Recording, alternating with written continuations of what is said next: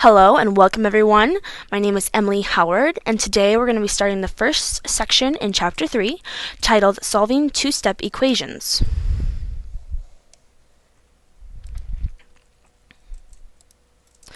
Today's lesson, as stated before, we're going to be solving two-step equations and we're going to build off of what we've been learning, which is solving one-step equations. But first we're going to do a checkpoint review, and the first problem we're going to solve for x. So we're just going to be doing what we've been learning, which is doing one step.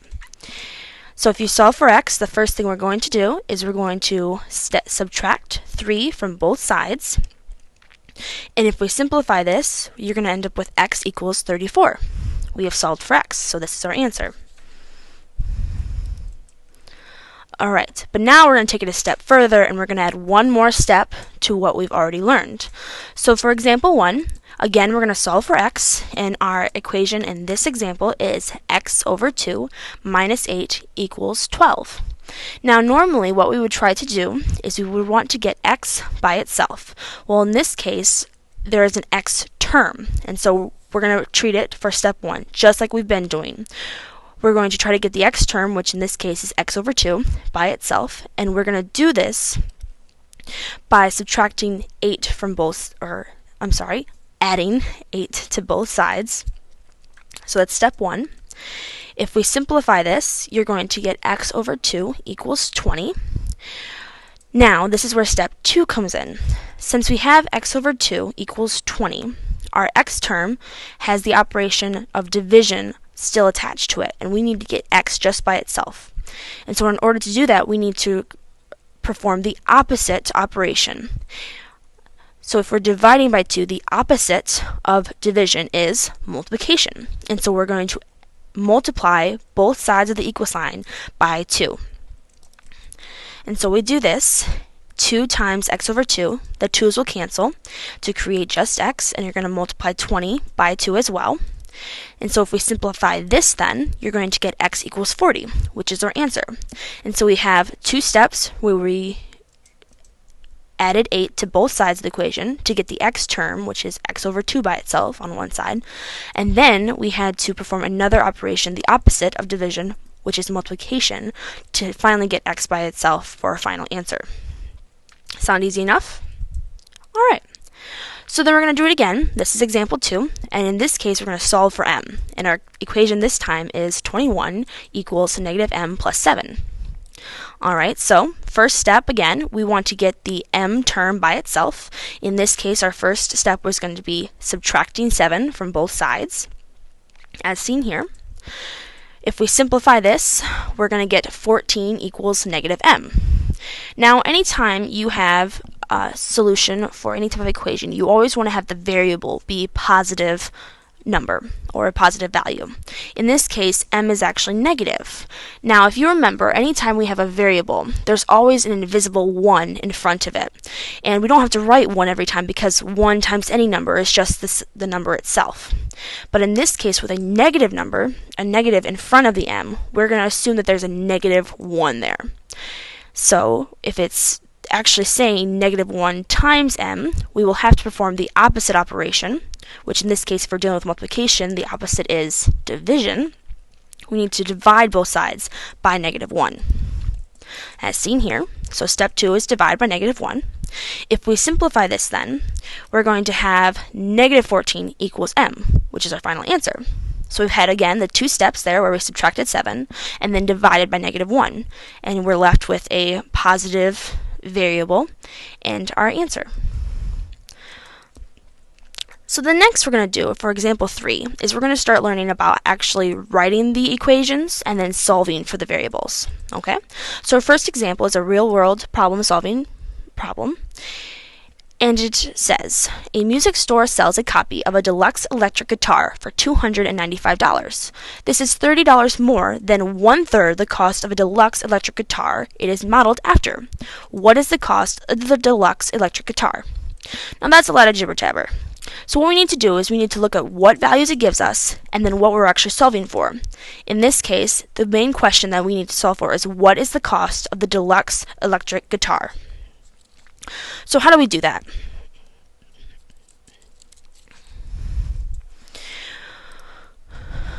Well, first we're going to relate what it gives us. And what it gives us is this. We know that the cost of the copy is $30 more than 1/3 the cost of the deluxe electric guitar. Okay, so we know that. That's what we got from the second sentence.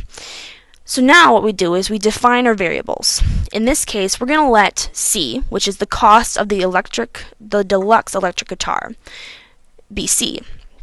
So we've defined our variable. That's what we're going to try to find for. But now we can also plug in the values we already know to write an expression, or an equation in this case. So we know that the cost of the copy from the problem is $295. Is just another word for equals. $30 is 30 in the expression here. More than is a expression for addition, so we're going to add 1/3 the cost of the deluxe electric guitar, which we know equals C. So we have our function here, 295 equals 30 plus 1/3 times C. So this is what we're going to be using to solve for what is the cost of the deluxe electric guitar. So now that we have an equation, we can just do what we've been learning, which is solving two-step equations. And so if we want to start here, we want to try to get the term with the C in it by itself. And we're going to do that by subtracting 30 from both sides. That's going to be our first step. So then we're going to simplify. And if you subtract 30 from both sides, you have 265 equals 1/3 times C. Alright, now what are we going to do? Well, the next step is to get C all by itself. Now, normally, what this is saying is that 1/3 times C. So technically it's using multiplications. But if you remember, when we're dealing with fractions, you can actually multiply by the reciprocal. And in this case, the reciprocal of 1/3, just flip the fraction and it becomes 3. So we're going to multiply both sides by the reciprocal, which in this case is 3. So you're going to have 3 times 265 equals 1/3 of C times 3. The 1/3 and the 3 cancels on the right hand side. And if we simplify this, we have 795 equals C. Now that's a pretty big number. And does this make sense to everyone? Well, let's check. So we have our answer. In this case, we found it to be C equals 795. And remember, C is the cost of the deluxe electric guitar. So if we go ahead and plug this value into our equation here, we have $295 is $30 more than 1/3 of, now that we know what C is, which is $795. Okay, so we're going to plug this into our now equation. And so we have 295 equals 30 plus 1/3 of 795. And so if we plug this into our calculators, 1/3 times 795 equals 265, which we see here. So now we have 295 equals 30 plus 265.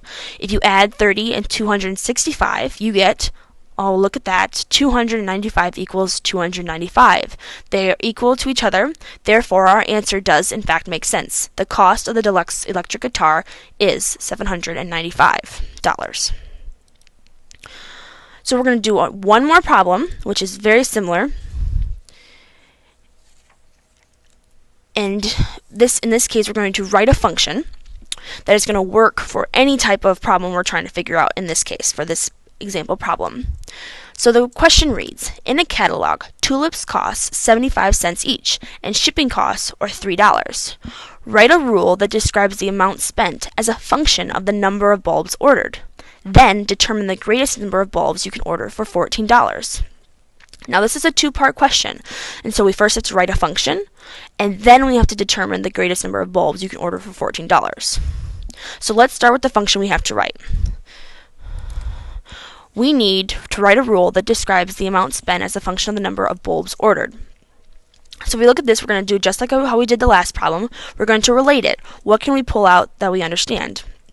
Okay, the amount spent equals the cost per tulip bulb times the number of tulip bulbs plus shipping. Now this makes sense because we know that the cost per tulip bulb, which is 75 cents, we're going to multiply that by the number of tulip bulbs we're going to purchase because each of them costs 75 cents each. And then you're going to add shipping, which is a plus $3, which we see here if we, well, first we have to define variables. I'm sorry.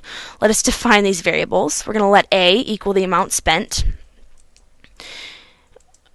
and then B is going to equal the number of bulbs you can order. Okay?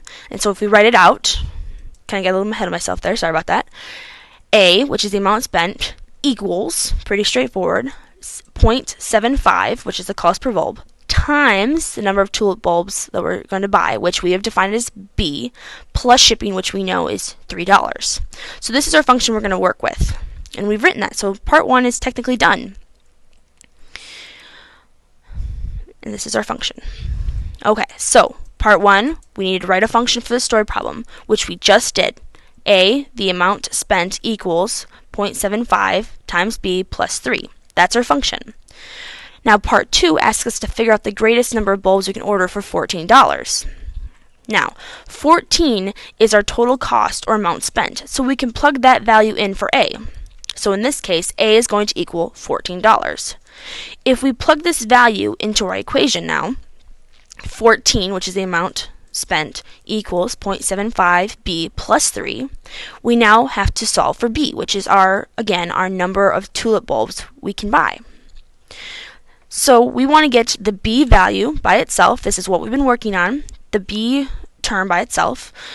We would accomplish this by subtracting 3 from both sides.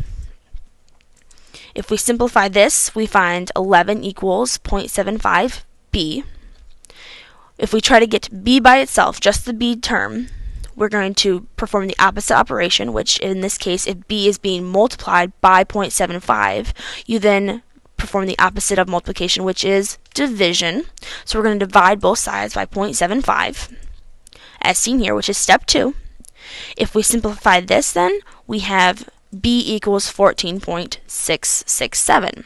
Now, you can't just leave it like this, because there can't be any half bulbs or 2/3 bulbs. You always have to buy whole bulbs.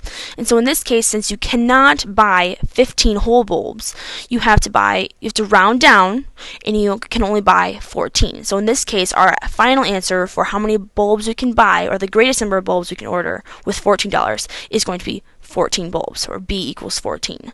So we have completed both parts of this example. Part 1 was writing the function for the story problem, A equals 0.75 B plus 3, and then we solved for how many bulbs we could order for $14, which we found to be 14.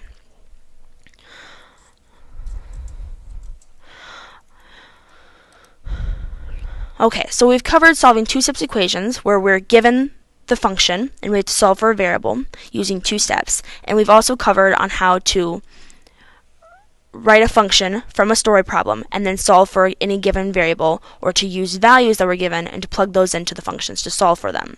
So do we have any questions? Alright, seeing none, I want to say thank you very much for listening. And then I would just like to say that for your homework for Chapter 3, Section 1 will be found on page 122 of your textbook.